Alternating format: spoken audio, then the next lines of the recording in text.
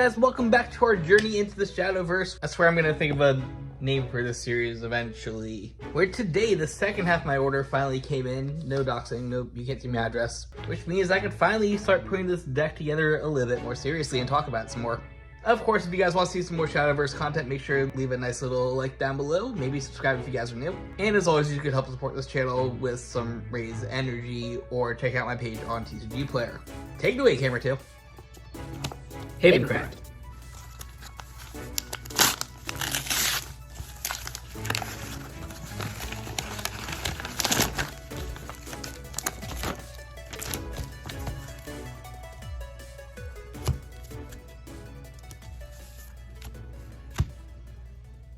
We'll start off by looking at the new additions before we talk about how we integrate them into the deck. To get started, we have Altered Fate, which is a generic spell. It costs 2, and lets you basically shuffle both players' cards back into the deck and draw the same number of cards. Then you as the player get to draw one more. So this is a reset for both players' hands, and you get to +1 off it. Really good, helps out if you have not the best hand, and making 2-drop makes it pretty easy to play. Plus, like, time space thing. Ooh, I didn't realize it was foil. Then we got a new spell that's specific for us. This is a 7-drop, which makes me a little concerned. I might have to only play one of it, but I'll just grab you a bunch of pieces for sake of having pieces. And that is select up to 3 amulets that have cost 5 or less and put them back onto the field. This is basically another version of one of my favorite cards from the starter deck, except instead of it being a creature, it's a spell that costs 7 and lets you recycle 3 instead of 1. Next up, speaking of amulets, we got this big thing, Holy Sentinel. It's a 5-drop. Says once during each of your turns, when another one of your amulet leaves the field, summon a kitty cat and give it ward. Quick reminder on the cat, it's a 4/4 that has rush, so it's able to attack creatures the turn it's played, and now it has ward, it will also be able to protect you. So this is a really good card. Sacking things off is basically what you want to do in this deck as soon as you get to what I think is the win condition on Skullfane, so it's really good, solid pickup. I'm definitely gonna run more than 2 of these. A new amulet I have to sack off, 1-drop Sacred Plea. You can either rest it and put in the cemetery, draw a card, or for the cost of 2, you could also draw a second card.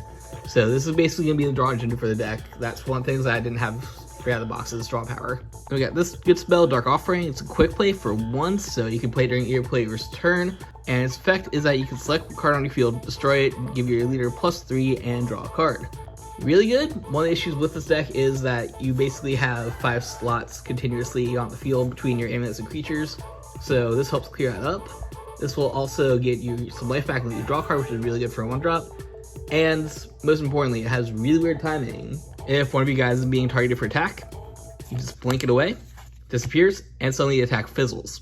As far as what I assume the rolling is. I could be wrong, comment down below if I am. But this is a really good spell, definitely need to pick up a full playset of this. Can't wait to put it in the deck. Then finally, I picked up only one of these because someone actually traded me one, shout out to them. This is a 5-drop, destroy everything on the field. This is your nuke. I've found so far in my testing that hasn't always been the best, but sometimes you do need a board clear, and this does the job. Then this is my last pickup. There's a card in this game called Lucifer. He's a really good, solid, generic, and has an evolution. I'll leave it up on the screen right now. I'm not reading off the full text, so I don't have it yet. But Curate is basically a budget version of that. 6-drop for a 5/5. When placed, you give your leader 5 health back, and then you draw a card. So effectively what Lucifer does is it lets you recover a bunch and draw cards, and I think it has ward on it or something. But this is like budget Lucifer. This is taking one of the moneyest cards in the game right now and making it into a common. Alright, let's put it back together. See you in a minute.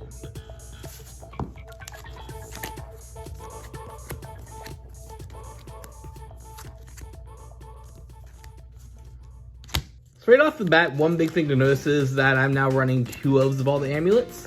This is mainly because there are cards like Cruel Priestess and what's his name, the new spell I just picked up. Now basically let me cycle my cards back onto the field from the drop zone. And in addition to that, like I said, there's only 5 zones on the board. So if I have this out and I've got this out, I suddenly have only room for 3 cards, and this is something that makes a card. So you don't want to have too much clutter on the board is what I'm trying to get at. Of course, I've talked about most of these before, so I'll only go over them briefly. This makes a lot of Sentinel Cats. This is my crazy cat girl. Just makes lots of cats. Destruction makes birds. As far as I know, this is the only thing in the game that currently makes birds. Comment down below if you know something else. Maybe there's something coming out the next set that's dropping at the end of the month. This is a new drops power spell. And of course, the stupid nuke that either lets you engage something to attack it, or if you get all the way up to 10, you can just blow up the board. Evolution card wise, it's mostly stayed the same. I still have 3 Proofs of Kujul, who is basically your card destruction card. Now I've gone down to 2 on each of the nuns because of this girl we'll talk about in a second. Honestly, like, these ones are going to get phased out the quickest. They're great, like, they give me ward, and this one gives a big attack, and this one gives herself a little defense and everything, and gives me some life when she evolves. But honestly, like, maybe we'll get to a new cat thing. I'm going to be spamming cards that have wards, so that's not as important. And there is one card that I'm trying to pick up, John, that doubles up on my burn strategy. And once I get that, this will fade out. Also, the common question of the day, do you actually need to have 10 evolution cards in your deck? I know you have a 10 card evolution deck, but like, I feel like another way for me to be running cards I don't have room for is to phase some of these out. This one stays though. This is a new card. If you guys watch my short, you know what she does. Basically a 1-drop with a 2-cost evolve. Doesn't do anything on her own. However, when she digivolves, she becomes this good. What are you doing there? She becomes this very good girl who says, on place, look for any amulet, put in your hands. You know, like what this deck does. You just play a bunch of amulets. So absolutely 3 of. The rest are just whatever. The rest of the creatures real quick. Like I said, this is kind of our budget Lucifer. It's going to be able to recover 5 life, which I've learned recently, unlike in the app game where you do cap off at 20, you go as high as you want in this game. So if you somehow play her while you still have 18, 19, 20 life, you just shoot up to above 20. Really good. Also draws you a card. I did upgrade to full playset of 3 Mommy because, like I said, she is one of the best cards in the deck, being able to recycle your cards back while being on a body as a 3/3. This deck does suffer from my testing a little bit in the speed department because outside of the burn tokens you make, you don't have anything with Storm. You always have to wait that 1 turn unless you're summoning a Tiger to attack a thing. There just needs to be more ways to deal damage. I found the second tournament that I did, I ended up losing a couple games because I just couldn't push far enough. But outside of that, fantastic. 3/3 4-drop. Let's recycle a thing, and then you can use the things to do cool things. So really good. I just talked about aggression. Here's your aggression for the deck. Skull Fane. Still my favorite card in the thing. It's a 7-drop. On place, check your top 4 for an amulet. Play it, the others get milled. And whenever you destroy an amulet, deal 2 damage to each thing on the board. Your opponent, all the creatures, everything takes 2. There is a very similar card to this called John that I want to pick up. I currently have 1 copy of her evolution, but I can't play it without having normal copies, whatever. It's basically an on place to deal everything 2 damage, and then when it evolves to deal 2 damage again, so. Want to pick this up eventually, double up on my burn strat because I am a burny boy. Definitely the win con.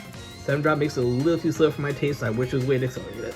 Then of course, rounding out with our spells, we, like I said, have 3 Dark Offerings now, which helps out a lot with Skullfane's ability. You can actually trigger this during their turn because it is a quick effect. And he says whenever Amulet leaves, period. Doesn't matter if it's your turn or not. So like, say you've got an Amulet on the board and your opponent's doing an attack thing. Shaboom, you get your Amulet, you get 3 life back, you get a draw card, the Skullfane's gonna trigger, everything's gonna take 2. Maybe that kills something, that'd be cool. Plus, like I said, with the limited space, this helps clear off your board quite a bit to trigger things. It's your Amulet Searcher. I am running at 3 now, I did pick up a 3rd copy.